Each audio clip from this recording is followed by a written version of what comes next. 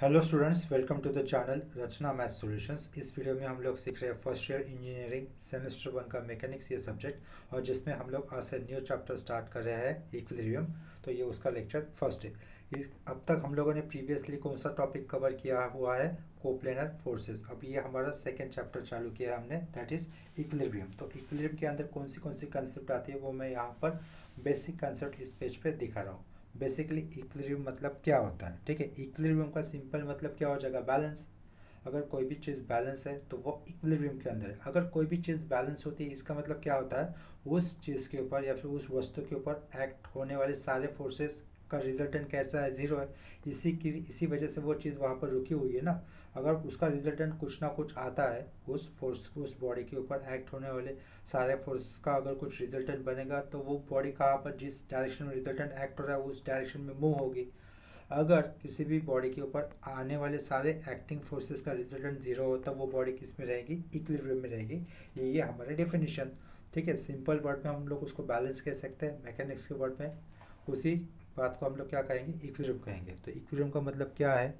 If the resultant of forces acting on a body is zero, then that body is said to be in equilibrium. Simple है। Theory part तो पूछते ही नहीं है mostly mechanics में, तो ये simple है, ये आपको समझ में आ गया होगा। उसके बाद कंडीशंस ऑफ इक्विलिब्रियम क्या होती है? कंडीशंस ऑफ इक्विलिब्रियम यानी कि कोई भी चीज़ बैलेंस होने के लिए इक्वेशंस या फिर कंडीशंस क्या होगी? कंडीशंस ऑफ इक्विलिब्रियम को क्या कहा जाता है? इक्वेशंस ऑफ इक्विलिब्रियम कहा जाता है। ये तीन चीज़ें बहुत इंपॉर्टेंट है, ठीक है। तो पहली कंडीशन क्या है? Summation F of x zero रहेगा। सारे फोर्सेस का हॉरिजॉन्टल कंपोनेंट का एडिशन कितना होगा? जीरो होगा। समेशन एफ ऑफ वाई होगा। सारे फोर्सेस के वर्टिकली कंपोनेंट का एडिशन भी कितना होगा? जीरो होगा। और मोमेंट अबाउट एनी पॉइंट, ये क्या है? Summation of moment of all forces about any point कितना होगा? जीरो होगा। इतना आया समझ में? कंडीशन ऑफ इक्विलिब्रियम, ये तीन इक्वेशन बहुत इंपॉर्टेंट है। उसके बाद वर्ड क्या लिखा है मैंने? Free body diagram. उसको हम लोग सिंपली एफ ऐसा अब्रीविएट करके यूज़ किया करेंगे। क्या है वो? Free body diagram. तो फ्री बॉडी डायग्राम के अंदर क्या दिया है मैंने? A diagram formed by isolating the body from its surroundings and then showing all the forces acting on it, it is known as free body diagram। ठीक है, इतना समझ में आ रहा है? फ्री बॉडी डायग्राम मतलब क्या? कंसिडर करो कि फैन है, सीलिंग से लटकाया है। फैन अगर मैं सीलिंग से लटकाता तो उसके ऊपर दो ही फोर्स एक्ट हो रहे, तीसरा कोई फोर्स है ही नहीं। एक तो सेल्फ वेट फैन का जो कि नीचे की तरफ आ रहा है, और दूसरा कौन सा वेट होगा? हैंगर वाला। जिस हैंगर से हम लोगों ने फैन को ऐसा उसको टांगा है ना, तो वो रोप हो या फिर कुछ हुक हो, तो हुक क्या कर रहा है? अब उल्टा रिएक्शन दे रहा है, और फैन क्या नीचे की तरफ आने की कर रहा है। मतलब ये दोनों दो फोर्सेस हो गए, एक ऊपर के डायरेक्शन में जा रहा है हुक की तरफ से मिलने वाला, और फैन के वेट का जो डायरेक्शन में आने वाला फोर्स है वो कौन सा है? नीचे की डायरेक्शन में। तो ये एग्जांपल हो गया फैन के कंसर्न में फ्री बॉडी डायग्राम के लिए। दो ही फोर्सेस हम लोग दिखा सकते हैं उस केस में, एक ऊपर की तरफ और एक नीचे की तरफ फैन का सेल्फ वेट। उसके बाद क्या लिखा है? टाइप्स ऑफ सपोर्ट, कितने टाइप्स के सपोर्ट होते हैं और कितने टाइप्स की रिएक्शंस होती है। पर उसमें सबसे पहले हम लोग देखते हैं टाइप सपोर्ट्स, देखते हैं कितने टाइप्स के सपोर्ट होते हैं। तो पहला सपोर्ट क्या दिया है मैंने यहाँ पर? Hinge support. क्या दिया है? Hinge support. तो इतना याद रखो, हिंज सपोर्ट पे हमेशा दो रिएक्शंस रहेंगे। कितने? दो, एक हॉरिजॉन्टल कंपोनेंट वाली और एक वर्टिकल वाली। हिंज सपोर्ट पे दो रिएक्शंस होगी, एक हॉरिजॉन्टल वाली एक वर्टिकल वाली। हिंज सपोर्ट के अंदर क्या लिखा है? This joint just allows free rotation of the body but does not allow the body to have linear motions। इसका मतलब क्या होगा? बॉडी सिर्फ रोटेट होगी, एक ही एंगल में रोटेट होगी, लेकिन उसके अंदर लीनियर मोशन नहीं होगा। जैसे दरवाजे का कोना सिर्फ रोटेट होता है ना वर्टिकली, दरवाजे का कोना सिर्फ वर्टिकली रोटेट होता है, तो हम लोग उसको आगे पीछे नहीं खींच सकते वो वाले फिक्स पार्ट को। इसका मतलब वो जो दीवार के साथ कोने में अटैच होता है ना दरवाजे का पार्ट, वो क्या होता है? हिंज सपोर्ट होता है। तो हिंज सपोर्ट हमने देखा। उसके बाद किस टाइप का सपोर्ट आया है? देखो, उसके बाद लिखा है मैंने यहाँ पर रोलर सपोर्ट। रोलर सपोर्ट यानी कि जस्ट व्हील्स रह गए, जैसे कि व्हील्स बॉल की सपोर्ट वाली चेयर्स होती है ना, तो वो हो गया हमारे रोलर सपोर्ट का एग्जांपल। फिक्स सपोर्ट क्या हो सकता है? अगर कोई बीम है, दोनों साइड से अगर मैंने फिक्स करके रखी है, तो उसको क्या कहेंगे? Fix support. जैसे जिम में पुलअप्स मारने के लिए जो बार होता है ना, वो दोनों साइड से फिक्स किया होता है, तो उस टाइप के सपोर्ट को क्या कहेंगे? हम लोग फिक्स सपोर्ट कहेंगे। दोनों साइड से जिम में ये पुलअप करने वाला बार फिक्स ही होता है ना दोनों साइड से, तो उसको कहेंगे हम लोग, उस टाइप के सपोर्ट को कहेंगे फिक्स सपोर्ट। उसके बाद क्या दिया है, स्मूथ सरफेस सपोर्ट। अब ये स्मूथ सरफेस सपोर्ट का एग्जांपल, कोई भी हॉरिजॉन्टल फ्लैट सरफेस जो कि स्मूथ हो तो उसको क्या कहा जाएगा, स्मूथ सरफेस सपोर्ट, नाम से ही पता चलता है। उसके आगे वाले सपोर्ट किस टाइप के लिखा है हमने, रोप स्ट्रिंग केबल सपोर्ट। अभी रोप स्ट्रिंग केबल सपोर्ट की इसका एग्जांपल क्या हो सकता है, जो हम लोग दही अंडी लगाते हैं ना, तो दही अंडी का मटका है, दो रोप से ही तो अटैच किया होता है बीच में से, तो इसका मतलब वो दो दही अंडे के मटके को सपोर्ट कहाँ से मिलता है, रोप से मिलता है, या फिर हम लोग उसको दूसरे वर्ड में स्ट्रिंग भी बोल सकते हैं, या फिर स्ट्रिंग भी यूज़ होती है ना दूसरे केसेस में कहीं ना कहीं सपोर्ट देने के लिए। तो ये हमारे टाइप्स ऑफ सपोर्ट्स हो गए। उसके बाद एक इम्पॉर्टेंट कंसेप्ट आती है, वो है टाइप्स ऑफ लोड। तो लोड के टाइप्स क्या क्या लिखे हैं हमने, सबसे पहला वाला है पॉइंट लोड।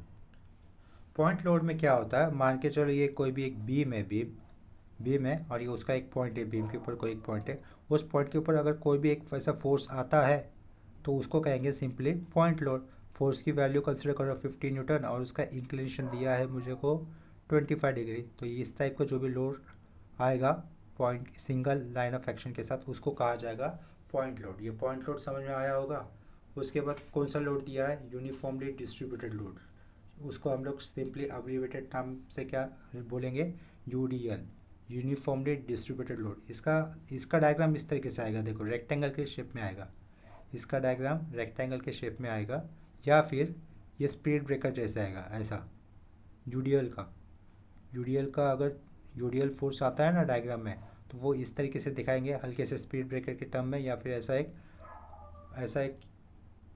ऐसा एक रेक्टेंगल आएगा। ठीक है, तो रेक्टेंगल को भरा हुआ है तो इसके कारण मैं यहाँ पर वर्टिकल बार दिखा रहा हूँ। मान के चलो ये जो लेंथ है वो है 8 न्यूटन मीटर। कितनी है, 8 न्यूटन मीटर।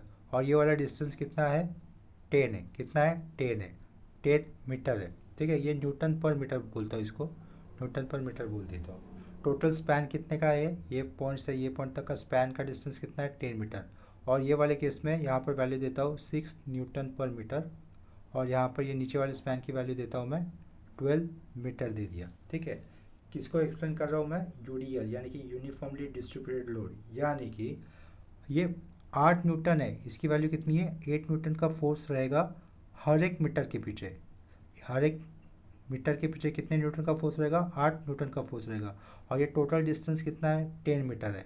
इसका मतलब 10 मीटर के ऊपर टोटल कितना फोर्स एक्ट होने वाला है, जस्ट आप लोग सिंपली इसको इंटू करो, 8 इंटू 10 करो। 8 इंटू 10 करने पर कितना आएगा, 80। और ये जो 80 आया वो एक्ट कहाँ पे होगा, ये जो टोटल स्पैन था ना जिसके ऊपर यूडीएल एक्ट कर रहा है उसके एग्जैक्टली सेंटर वाले पॉइंट पे। यानी कि ये जो डायग्राम है इसको मुझे रीड्रॉ करना होगा, और रीड्रॉ करके ये जो यूडीएल था उसको मुझे सिंगल या फिर सिंगल पॉइंट लोड बनाना है। समझा, इसका मतलब ये डायग्राम कैसे बनेगी पता है आप लोगों को, ये सेम डायग्राम है कैसे बनाई जाएगी। ये स्पैन बनाया मैंने जो कि कितना था, 10 का था ना, 10 मीटर का था। तो एग्जैक्टली सेंटर में मैं 80 न्यूटन लिखूंगा। कितना, 80 न्यूटन वो, और इस पॉइंट से कितनी दूरी पर एक्ट करेगा, 5 मीटर। और यहाँ से भी कितना डिस्टेंस रहेगा उसका, 5 मीटर। यानी कि यूडीएल का अगर हम लोग पॉइंट लोड बनाते हैं तो वो कहाँ से एक्ट करेगा, उसके स्पैन के सेंटर वाले पॉइंट के, कहाँ से, उसके स्पैन के सेंटर वाले पॉइंट से। सिमिलरली अभी मैं नीचे वाले का करता हूँ, देखो ये जो स्पीड ब्रेकर वाला दिख रहा है ना वो क्या है, यूडीएल है, और उसकी वैल्यू कितनी है, 6 न्यूटन पर मीटर। 1 मीटर के पीछे 6 न्यूटन है। और ऐसा डिस्टेंस कितना दिया है, टोटल स्पैन कितने का दिया है, 12 मीटर का। तो 12 6 72 होता है। तो ये 72 न्यूटन एक्ट तो होगा वर्टिकली, डाउनवर्ड ही एक्ट होगा, क्योंकि फोर्स तो वेट तो नीचे ही जाता है ना, तो वर्टिकली डाउनवर्ड एक्ट होगा। और वो कहाँ पे एक्ट होगा, 12 के सेंटर में। यानी कि 6 यहाँ से 6 रहेगा और यहाँ से भी 6 होगा, ये 6 और ये 6, और ये टोटल फोर्स की वैल्यू कितनी होगी, 72 न्यूटन। यहाँ पे मीटर चला ही जाएगा। समझ में आया है आप लोगों को, यूडीएल को कैसे सेपरेट करते हैं, यूडीएल से सिंगल पॉइंट लोड कैसे बनाते होगे, ये आप लोगों को समझा होगा। क्या कहा, यूडीएल कहाँ पे एक्ट करेगा, उसका सिंगल फोर्स बनाओ, और वो कहाँ पे एक्ट करेगा, जिस मतलब यूडीएल जिस लेंथ पे एक्ट कर रहा है ना उसके सेंटर वाले पॉइंट पे ही यूडीएल का टोटल लोड लेना होगा। ये यूडीएल मैंने आप लोगों को एक्सप्लेन कर दिया। इसके बाद वाला लोड क्या आया हुआ है, यूनिफॉर्मली वैरिंग लोड। क्या वर्ड आया है, यूनिफॉर्मली वैरिंग लोड, उसको हम लोग यूज़ करेंगे यूवीएल। तो उसका उसका देखो उसका डायग्राम इस तरीके से आएगा, बीम के अंदर ट्रायंगल आएगा, जस्ट क्या आएगा, जस्ट एक ट्रायंगल आएगा, ये ट्रायंगल आएगा। मान के चलो बेस है अपना 9, बेस कितना लिया मैंने, 9 मीटर, और यहाँ से ये हाइट कितनी है 6 मीटर की। लेकिन वो लोग हाइट नहीं देंगे, क्या देंगे, अगर ये वाले पॉइंट पे डायरेक्ट जाएंगे और ये वाले पॉइंट पे ऐसा इन्फॉर्मेशन रहेगा 6 न्यूटन पर मीटर। ठीक है, ये ऐसा वर्टिकल डिस्टेंस नहीं दिया होगा आप लोगों को। जस्ट मैंने एक ट्रायंगल बनाया, यहाँ से उन्होंने एरो किया होगा और एरो करते हुए यहाँ पे वैल्यू दी होगी 6 न्यूटन पर मीटर और बेस दिया हुआ होगा। तो देखो ये क्या कह रहा हूँ मैं, यूनिफॉर्मली वेरिंग लोड ट्रायंगल के शेप में ही आएगा हमेशा, यूनिफॉर्मली वेरिंग लोड यूवीएल। तो ये भले ये कोने वाला पॉइंट उसने 6 दिया है, हम लोग उसको हाइट ही कंसिडर करेंगे, यानी कि ये हाइट कंसिडर करूँगा कितने यूनिट की दी है 6 न्यूटन पर मीटर है, लेकिन मैं इसको 6 कंसिडर करूँगा, मैग्नीट्यूड कंसिडर कर रहा हूँ। और ये बेस कितने का है 9 का। तो ये ट्रायंगल शेप दिख रहा है तो मैं इसको ट्रायंगल ही बोल देता हूँ, ट्रायंगल शेप है तो क्या ट्रायंगल ही बोल देता हूँ। तो उसका एरिया क्या आएगा, ट्रायंगल का एरिया क्या होता है, half base into height. Base अगर 9 है, हाइट अगर 6 है, यहाँ से हाफ रहेगा, तो हाफ 9 इंटू 6। ठीक है, तो हाफ 9 इंटू 6 करने पर कितना आएगा, ये 3 9 3 जा 27 न्यूटन रहेगा वो। ठीक है, जो भी एरिया होगा वो सिंगल पॉइंट लोड रहेगा और उस मैग्नीट्यूड एरिया ट्रायंगल का एरिया कैलकुलेट कर जो भी लोड आएगा वो सिंगल पॉइंट लोड होगा। और वो एक्ट कहाँ पे करेगा, वर्टिकली डाउनवर्ड। लेकिन किस पॉइंट पे करेगा, अभी ये वाला मेन पॉइंट है ना, हमारा कंसर्न पॉइंट है ना ये। हमेशा देखो इतना याद रखो, ट्रायंगल का वेट कहाँ से पास होगा, जो भी पॉइंट लोड आया वो उसके सी से पास होगा। कहाँ से पास होगा, ट्रायंगल के सी से। और ट्रायंगल का सी सेंट्रॉइड एपेक्स से कितना दूरी पर होता है, एपेक्स से हमेशा 2/3 ऑफ हाइट होता है। कितना, 2/3 ऑफ हाइट। और बेस से कितना दूरी पर होता है, 1/3 ऑफ हाइट। हमेशा याद रखो, ये बहुत बहुत बहुत इंपॉर्टेंट पॉइंट है, इतना याद रखना है। एपेक्स से ट्रायंगल का सी कितना दूर होता है, 2/3 ऑफ हाइट। और बेस से कितना होता है, 1/3 ऑफ हाइट। तो देखो, अगर मुझे इस एपेक्स से टोटल लोड कितना आया था, 27 न्यूटन आया था इस एपेक्स से, यानी कि इतना डिस्टेंस कितना लेना है, 2/3। तो 2/3 ऑफ हाइट, हाइट कितना है, हाइट यानी कि perpendicular distance between the height and the base. अगर मैं यहाँ पर बेस भले यहाँ पे 9 हो, लेकिन मैं यहाँ से राइट साइड जा रहा हूँ ना, ट्रायंगल के ईस्ट पॉइंट से राइट साइड जा रहा हूँ, तो ये वाला पॉइंट यानी कि मेरा वर्टेक्स हो जाएगा और उसके सामने वाला साइड अपना बेस हो जाएगा। तो उस केस में ये क्या हो रहा है, हाइट हो रहा है। तो 2/3 इंटू 9 कितना हो जाएगा, 6। यानी कि यहाँ से 6 यूनिट दूरी पर वो रिजल्टेंट एक्ट होगा, उसको दूसरे डायग्राम में दिखाना पड़ेगा। यहाँ से 6 मीटर और आगे ये 3 मीटर। ठीक है, और यहाँ पे क्या एक्ट होने वाला है, total load that is 27 Newton UVL. UVL को मैं और एग्जांपल देकर एक्सप्लेन कर देता हूँ। देखो फिर से बता रहा हूँ, यूएल में बेसिकली क्या करना होता है, मुझे ट्रायंगल का एरिया फाइंड आउट करना है। अभी इस तरीके से करता हूँ, ये दिया है मुझे 3 न्यूटन पर मीटर दिया है, ये कोने वाला पॉइंट रहेगा, ये कोने वाला, ये ऐसा दिया है। और ये यूवीएल है ना, यूनिफॉर्मली वेरिंग लोड, ये ऐसा मैंने लिखा। ये टोटल स्पैन मान के चलो हमें दिया है 10 मीटर। कितना दिया है, 10 मीटर। तो मुझे क्या करना है, इसका एक सिंगल पॉइंट लोड बनाना है। तो सिंगल पॉइंट लोड बनाना मतलब क्या करूँगा मैं, वो 10 मीटर का डिस्टेंस निकाला, ये 10 मीटर का डिस्टेंस है, वो 10 मीटर का डिस्टेंस निकाला। Single point load vertically downward ही एक्ट होने वाला है ना इस बीम के ऊपर, लेकिन वो एक्ट कहाँ पे होगा। ठीक है, ट्रायंगल का एरिया कितना हो रहा है, 3 इंटू 10, उसको हाफ से डिवाइड किया तो क्या हो जाएगा 15, 1/2 इंटू 10 इंटू 3 15 हो जाएगा ना। तो 15 न्यूटन लोड पॉइंट लोड हो जाएगा, जो कि वर्टिकली एक्ट करेगा। लेकिन कहाँ पे एक्ट करेगा, अभी देखो, हमेशा लोड मुझे राइट साइड की तरफ दिखाना है। क्या कहा, हमेशा लोड मुझे, अभी मैंने क्या कहा था, ये ट्रायंगल का जो भी लोड है कहाँ से पास होने वाला है, उसके सी से। ऑब्वियसली अभी इसका सी तो बाहर तो स्पेस में होगा नहीं, ट्रायंगल के अंदर होगा। सी इस ट्रायंगल का सेंटर ट्रायंगल के अंदर ही होगा। तो ये सी ये बेस से कितना दूरी पर आगे है, वो ये अभी बेस हो गया ना, ये वाला साइड है तो ये बेस हो गया। उसके सामने वाला पॉइंट क्या होता है, वर्टेक्स। वर्टेक्स और ये बेस के बीच का जो परपेंडिकुलर डिस्टेंस होगा वो क्या होगा, अपना हाइट होगा, राइट। तो यहाँ से कितना, 1/3 ऑफ दिस 10 कितना हो जाएगा फिर, 1/3 ऑफ 10 अगर करते हैं तो हम लोग उसका आंसर आ जाएगा 3.33। इसका मतलब यहाँ से 3.33 मीटर डिस्टेंस पर ये रिजल्टेंट एक्ट होगा, और जिसकी वैल्यू कितनी होगी, 15 न्यूटन। कितनी, 15 न्यूटन क्यों, इस ट्रायंगल के एरिया जितनी। यहाँ पर मैंने यूवीएल भी आपको एक्सप्लेन किया है। आपको और ज़्यादा इसके अगर जब प्रॉब्लम्स करेंगे ना तो ये और अच्छी तरीके से समझ में आ जाएगा। ठीक है, उसके बाद क्या लिखा है मैंने, ट्रैपेजॉइडल लोड। अभी ट्रैपेजॉइडल लोड सिंपली ये यूनिफॉर्मली डिस्ट्रीब्यूटेड लोड और ये यूनिफॉर्मली वेरिंग लोड से बना हुआ होता है। देखो ट्रापेजॉइडल लोड कैसे रहेगा, एक वर्टिकल लाइन, यहाँ से एक ट्रापेजॉइडल शेप दिखना चाहिए सब, ये ट्रापेजॉइडल लोड है। तो हम लोग क्या करेंगे, नीचे का अगर ऐसे सेपरेट कर देता हूँ तो ये स्क्वायर, नीचे वाला स्क्वायर मेरा क्या हो जाएगा, यूडीएल हो जाएगा, और ये ऊपर वाला ट्रायंगल अपना क्या हो जाएगा, यूवीएल हो जाएगा। तो इसको सेपरेटली कैलकुलेट करेंगे तो ट्रापेजॉइडल लोड का भी आपको मैंने क्लियर कर दिया। सम आएंगे तो उसमें ये ट्रापेजॉइडल लोड और अच्छी तरीके से समझ में आ जाएगा। ठीक है, इतना क्लियर हो गया। चलो, तो इसके बाद देखो हमने यहाँ पे क्या लिखा है, प्रॉब्लम्स ऑन बीम्स या फिर बार। तो हम लोग हमारा फर्स्ट सम कर रहे हैं, that is problems on beams और बार। पहले पहले यही क्वेश्चंस, बीम के क्वेश्चन, एक एक क्वेश्चन 10 मार्क को आता था ऑफलाइन क्वेश्चन में। अभी ऑनलाइन पेपर हो रहे हैं, फिर भी आप लोग अच्छी कंसेप्ट समझने के लिए ठीक से इसे लर्न करो। ठीक है, ये मैं डायग्राम नहीं बनाने वाला, क्योंकि डायग्राम बनाने में ज़्यादा टाइम लगेगा। तो मैं डायग्राम आपको या फिर ये क्वेश्चन मैं आपको यहाँ पे शो करूँगा। लेकिन जो अगर फ्री बॉडी डायग्राम की ज़रूरत है तो मैं यहाँ पर आपके सामने फ्री बॉडी डायग्राम बना के दिखाऊंगा। और आपको भी डायग्राम बहुत इंपॉर्टेंट होती है, तो आपको भी ये लेक्चर देखते वक्त, वीडियो देखते वक्त अलग से नोटबुक बनाकर, ये जैसे मैं यहाँ पर सॉल्यूशन लिख रहा हूँ या फिर क्वेश्चन दिख रहा है, वो क्वेश्चन और उसके आंसर लिखने हैं और खुद से इसके नोट्स बना लेने हैं। अगर या फिर दूसरे तरीके से अगर करना चाहते हो तो अपने तरीके से उसको जैसे सूटेबल रखे तो उस तरीके से उसको स्टडी करो। ठीक है, चलो, तो मैं अभी आपको यहाँ पर इसका डायग्राम दिखाता हूँ। क्वेश्चन पढ़ेंगे, उसमें दिया क्या है, पूछे क्या है, वो थोड़ा सा सोचेंगे और हमारा काम करेंगे। देखो फिर यहाँ पर क्वेश्चन इस तरीके से दिया है। क्वेश्चन में क्या बोला है, a beam A B is hinge. Actually मैं एक बार फिर से बता देता हूँ, इक्विलिब्रियम इस चैप्टर में क्या करना होगा, हमें सिर्फ सपोर्ट रिएक्शन निकालना है। क्या कहा, सपोर्ट रिएक्शन अननोन होंगे, वो अननोन सपोर्ट रिएक्शन जो होंगे उनकी मुझे वैल्यू करनी है। इस पूरे चैप्टर में हमें बस यही करना है कि सपोर्ट रिएक्शन निकालते जाओ।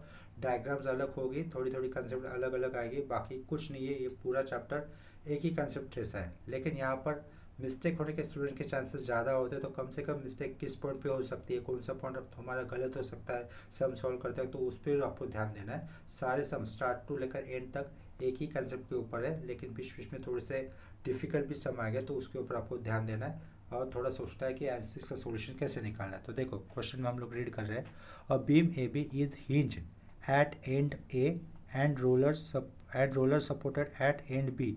It is acted upon by a load as shown. Find the support reaction. Support reaction find out करो।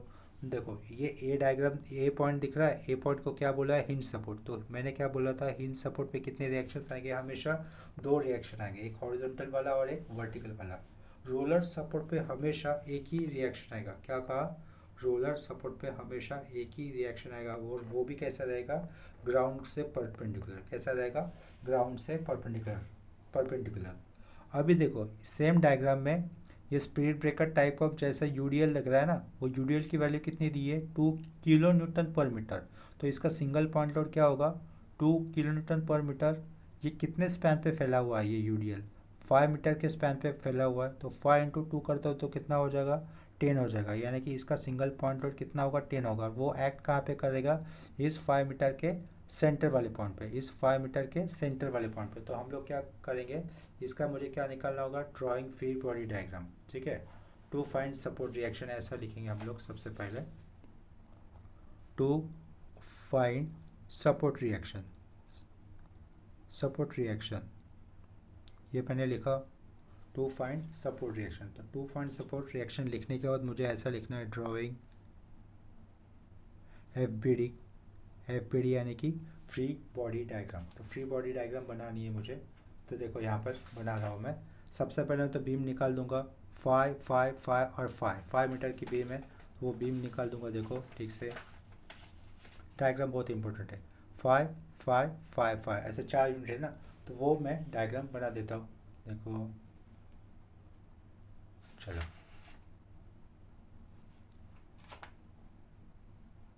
यहाँ से 5 वाला पहला कंसिडर किया, ये दूसरा 5 यहाँ तक कंसिडर किया, तीसरा 5 यहाँ तक कंसिडर किया, और उसके बाद वाला 5 यहाँ तक कंसिडर किया।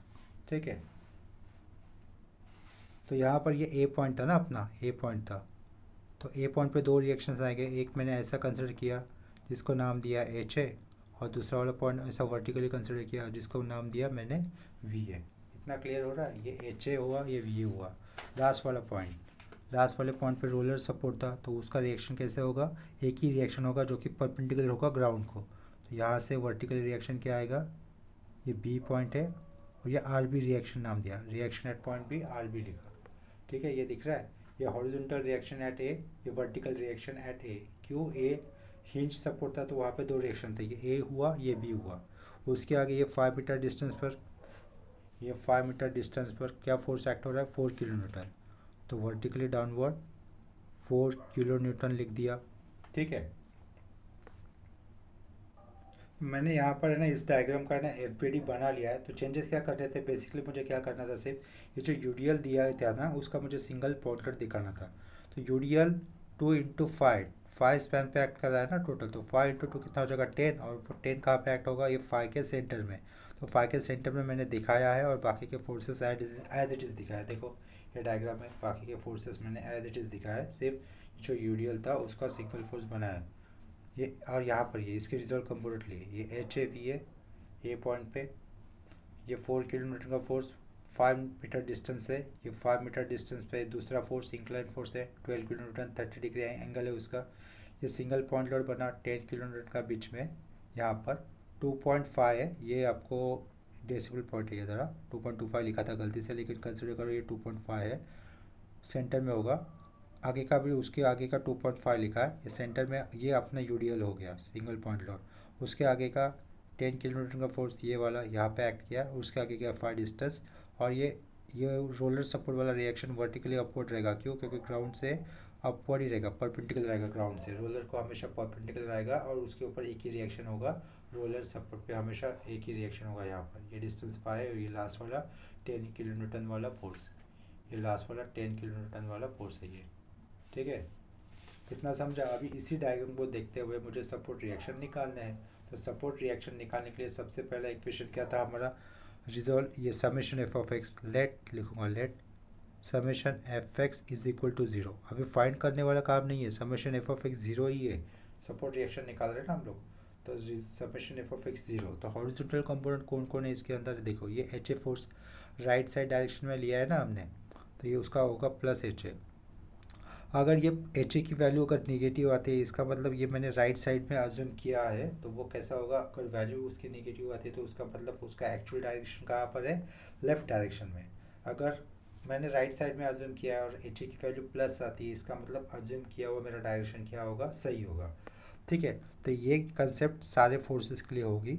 अगर फोर्स का मैग्नीट्यूड प्लस आता है, इसका मतलब हमारे डायरेक्शन के साथ प्लस आता है, तो इसका मतलब हमारा अज्यूम किया हुआ डायरेक्शन कैसा होगा, प्लस होगा, सही होगा। मतलब अगर अज्यूम किए हुए डायरेक्शन से हमारा कैलकुलेशन के बाद आंसर नेगेटिव आता है, इसका मतलब अज्यूम किया हुआ डायरेक्शन कैसा है, एक्चुअल लिए हुए डायग्राम से डायरेक्शन से उल्टा है।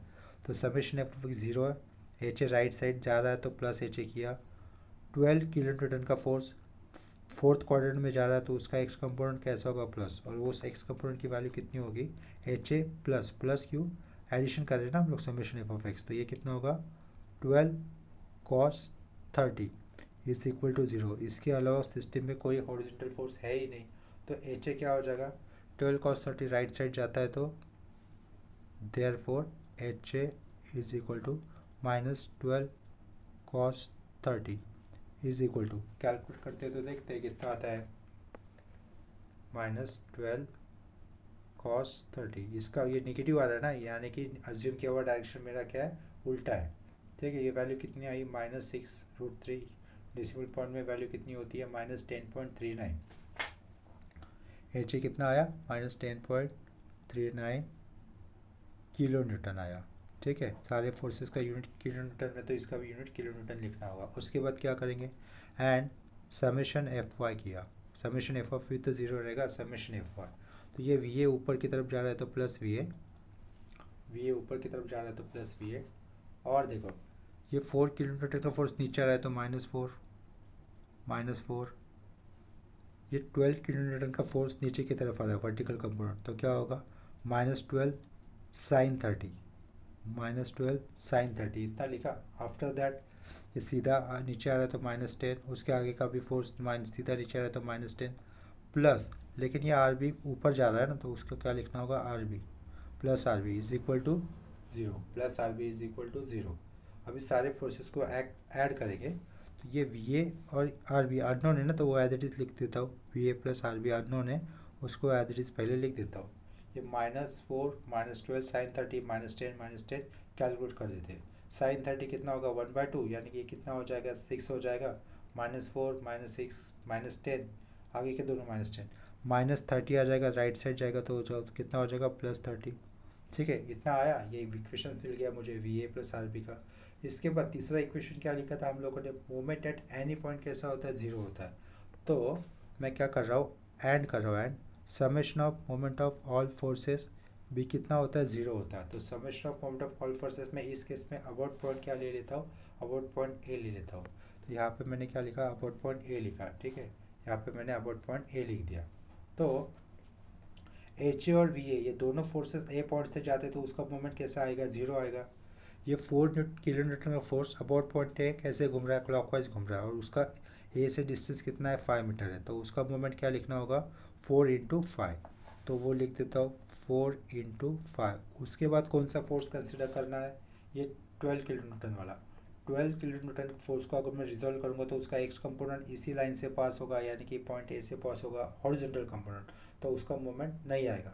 लेकिन 12 किलो न्यूटन फोर्स का अगर मैं वर्टिकल कंपोनेंट लेता हूँ फ्रॉम दिस, तो उसका मोमेंट आएगा, और वो मोमेंट कैसा होगा, क्लॉकवाइज, और उसका डिस्टेंस कितना होगा ए से, 5 + 5 10, और वो फोर्स की वैल्यू कितनी होगी, वर्टिकल कंपोनेंट के 12 किलो न्यूटन के वर्टिकल कंपोनेंट की वैल्यू कितनी होगी, 12 sin 30, क्लॉकवाइज घूम रहा है तो +12 sin 30, और परपेंडिकुलर डिस्टेंस कितना है उसका, पॉइंट ए से 10 आया था, समझा उतना। नेक्स्ट उसके बाद ये 10 किलो न्यूटन का फोर्स अबाउट पॉइंट है, कैसे घूम रहा है, क्लॉकवाइज, और उसका डिस्टेंस कितना है, 5 + 5 10, 10 + 2.5 यानी कि 12.5 प्लस 10 × 12.5। उसके आगे वाला फोर्स क्लॉकवाइज ही घूमेगा तो +10 कर दिया, और उसका डिस्टेंस कितना होगा, देखो 5 5 और ये वाला 5, फिर 15 +10 × 15, यहाँ पे लिखना है +10 × 15, माइनस माइनस माइनस माइनस क्यों, क्योंकि आर बी ये फोर्स अबाउट पॉइंट है, कैसा घूम रहा है, उल्टा घूम रहा है ना, उल्टा यानी कि एंटी क्लॉकवाइज, और उसका डिस्टेंस कितना हो जाएगा, पॉइंट ए से 20, 5 5 ये दोनों 5 और ये 5 20 घूमेगा, तो minus R B into 20, minus R B into लिखा 20 = 0, इतना लिख दिया। देखो लेफ्ट साइड का सब कुछ कैलकुलेट कर देते हैं, लेफ्ट साइड में कोई भी टर्म है नहीं ना अननोन, ये या फिर ये माइनस आर बी इंटू 20 = 0 है, तो माइनस या फिर माइनस आर बी इंटू 20 है, तो 20 आर बी जाएगा राइट साइड में, सिंपली 20 आर बी हमने लिखा राइट साइड में, ठीक है। और लेफ्ट साइड का सब कुछ नंबर कैलकुलेट कर लेते हैं, 4 × 5, चलो तो वो कितना आता है देखता हूँ, 4 × 5 plus 12 sin 30 into 10 plus 10 × 12.5 plus 10 × 15, ठीक है। वो सब कुछ कैलकुलेट करने पर आंसर कितना आया, 355, कितना आया वो 355। तो यहाँ से आर बी की वैल्यू कितनी हो रही है, देयरफॉर आर बी = 355 को मुझे किससे डिवाइड करना होगा, 20 से, कर देते हैं 355 / 20, तो आंसर कितना आता है 17.75। या आर बी आया तो डायरेक्टली मैं लिख सकता हूँ, इसको इक्वेशन 1 दे देता हूँ, देयरफॉर फ्रॉम 1 क्या मिलेगा मुझे, वी ए की वैल्यू कितनी हो जाएगी, देखो आर बी आया ना, तो वी ए की वैल्यू कितनी हो जाएगी, आर बी कितना आया था 17.75, ये 17.75 राइट साइड जाएगा तो क्या होगा माइनस, तो 30 माइनस 17.75 करने पर आंसर कितना आता है 12.25, ठीक है। तो वी ए कितना मिला हमें, वी ए मिला 12.25 किलो न्यूटन, समझ में आया। देखो वी ए अननोन था, एच ए अननोन था, दो सपोर्ट रिएक्शन एक पॉइंट पे आए हुए ये अननोन थे, और आर बी भी अननोन था, सारे तो आ गए ना।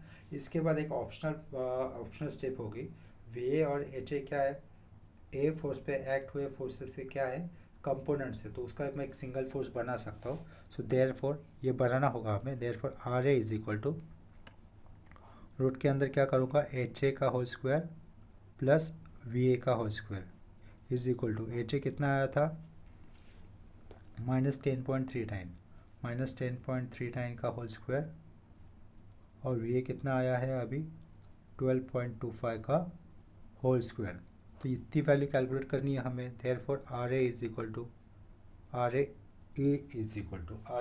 कितना होता है देख लेता हूँ। देखो कैलसी में कैलकुलेट कर लेता हूँ। √10.39 का होल स्क्वायर माइनस का स्क्वायर प्लस ही होता है तो इसके कारण मैंने प्लस वैल्यू कंसिडर की प्लस 12.25 का होल स्क्वायर। तो आर ए रिएक्शन आ जाता है 16.06 किलो न्यूटन। ठीक है, तो आर ए रिएक्शन आ गया, आर बी रिएक्शन आ गया। अगर हम लोग चाहते तो थीटा ए भी निकाल सकते हैं। डायरेक्टली लिख देता हूँ एंड लिख देता हूँ थीटा ए, यानी कि ये जो ए फोर्स आया ना उसका inclination theta is equal to क्या रहेगा tan inverse V A upon H A summation F of Y upon summation F of X करते थे ना हम लोग रिजल्टेंट के केस में। लेकिन यहाँ पर क्या करना होगा मुझे vertical component upon horizontal component we A upon H ए करना होगा। तो देयरफॉर थीटा ए कितना हो रहा है R tan inverse is equal to V A की वैल्यू कितनी थी 12.25 और एच ए की वैल्यू कितनी थी 10.39। यह एंगल आएगा और यह एंगल किस क्वाड्रेंट में एक्ट करेगा एच ए निगेटिव क्वाड्रेंट में निगेटिव एक्सिस पे काम एक्ट कर रहा है एक्स एक्सिस के। और वी ए कैसा आया पॉजिटिव, वी ए पॉजिटिव है एच ए निगेटिव है, यानी कि कौन सा क्वाड्रेंट रहेगा सेकेंड क्वाड्रेंट। वैल्यू निकालते हैं, वैल्यू कितनी आ रही देख लेता हूँ। देखो शिफ्ट tan इनवर्स 12.25 अपॉन में 10.39